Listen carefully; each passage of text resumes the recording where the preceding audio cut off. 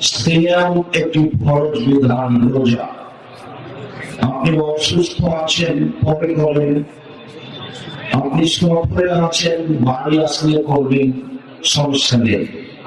কিন্তু সালাত এমন একটি ব্যতিক্রম ইবাদত যা মানুষের সাথে আপোষ করে না।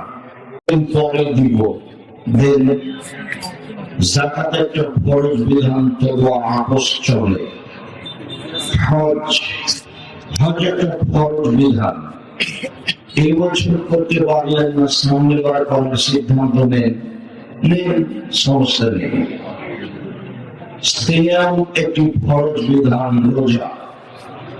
আপনি অসুস্থ আছেন পরে করেন, আপনি সফরে আছেন বাড়ি আসলে করবেন, সমস্যা নেই। কিন্তু সালাত এমন একটি ব্যতিক্রম ইবাদত যা মানুষের সাথে আপোষ করে না। মানুষ কিভাবে আছে সালাতটা বিবেচনা করে না, মানুষের কোন অবস্থাতে সালাত বিবেচনা করে না।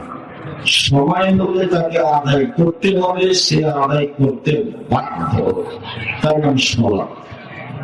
এরপরেও সালাত দিয়ে জান্নাত পাওয়া যায়, জান্নাত কিনা যায় না। জান্নাত কিনার একটাই মাধ্যম, তা হলো দান। ইবাদতের জগতে সবচেয়ে দামি, সবচেয়ে মর্যাদার অধিকারী ইবাদত হলো সিয়াম, রোজা। এর বিনিময় হলো জান্নাত। এরপরেও ফরজ সিয়াম এমন একটি ইবাদত, সবচেয়ে দামি ইবাদত, তাদের জান্নাত পাওয়া যায়, জান্নাত কিনা যায় না। জান্নাত কিনার একটাই মাধ্যম, তা হলো দান। হজ একটি ফরজ বিধান।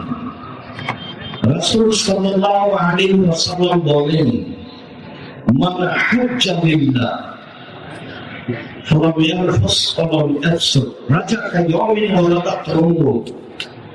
কেউ যদি আল্লাহকে সন্তুষ্ট করার জন্য হজ করে, অশ্লীল অপছন্দ কথা কর্মে জড়ে না পড়ে, তাহলে সে হয়ে যায় সেই দিনের মতো যেদিন তার মাথাতে জন্ম দিয়েছে, নিষ্পাপ হয়ে যায়, তার নাম হজ।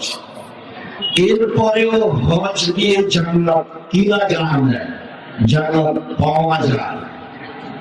ইবাদতের জগতে একটি ইবাদত যা দিয়ে জান্নাত কিনা যায়, তা হলো দান। হয়তো ভারত, বাংলাদেশ, পাকিস্তানের আলেম ওলামা জনগণকে বুঝাতে না পারায় দানের কথা বললে জনগণ একটু কেমন কেমন মনে করে, ইতস্তবোধ মনে করে, একটু ভারী ভারী মনে করে। কিন্তু দান যে সবচেয়ে শক্তিশালী ইবাদত, তা বুঝাতে পারলে সবার জন্য সহজ হতো। আর এদেশের ভারত, বাংলাদেশ, পাকিস্তানের কওমি মাদ্রাসা টিকিয়ে রাখার একটাই মাধ্যম, সাধারণ দান, মানুষের সহযোগিতা।